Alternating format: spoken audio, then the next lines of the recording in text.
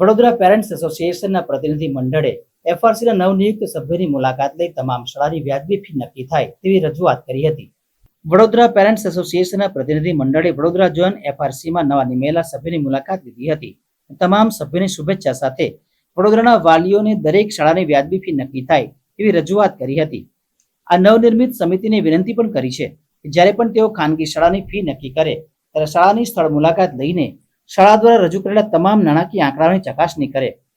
Supreme કોર્ટના અંતરિમ હુકમ મુજબ એફઆરસીના ઓર્ડર પહેલા સ્કૂલે લાસ્ટ ઓર્ડર થયેલી ફીસ લેવાની હોય છે, પરંતુ મોટાભાગની સ્કૂલોએ જે તે બેફામ ફીસ લીધેલી છે તે રિફંડ કરે.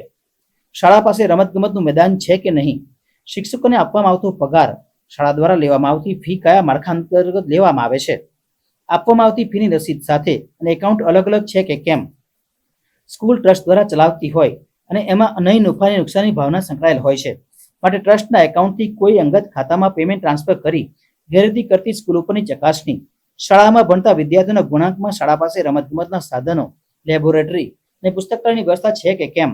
જો એક જ શાળા પરિસરની અંદર સવારની અને બપોરની પાળી અલગ અલગ ચાલતી હોય તો તે માટે લેબોરેટરી, લાઇબ્રેરી, રમતગમતના સાધનોની નાણાકીય ફાળવણી વિદ્યાર્થીઓના ગુણાંકમાં કરવામાં આવી છે કે કેમ, શિક્ષકોને અપાતો પગાર અને શિક્ષકોની લાયકાત, આવા અનેકવિધ મુદ્દાઓ ઉપર વિશેષ ધ્યાન દોરવા માટે વિનંતી કરી છે.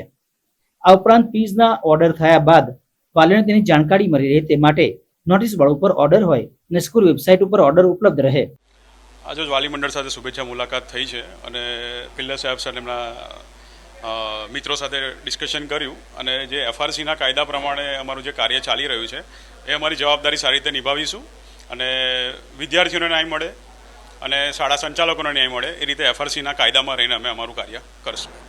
એમના જેવા પ્રશ્નો લેખિતમાં આવશે એ પ્રમાણે અમે અમારી રીતે સોલ્યુશન કરશું. કાયદામાં રહી અને કાયદો જે કહેશે એ પ્રમાણે કાર્ય થશે. વાલીઓના હિતમાં અને એકદમ વ્યાજબી પ્રોફિટેરિંગના કોઈ સંજોગ કોઈ સ્કૂલવાળાને ના મળે, કોઈ ફાયદા ના થાય એવી રીતે ઓર્ડર કરવાનો અમે વિનંતી કર્યું અને અમે પૂરા એવું લાગી રહ્યા છે કે આ વખતે એફઆરસી કમિટી તરફથી વાલીઓના તરફેણમાં અને જે ન્યાયના હિતમાં ઓર્ડર કરશે.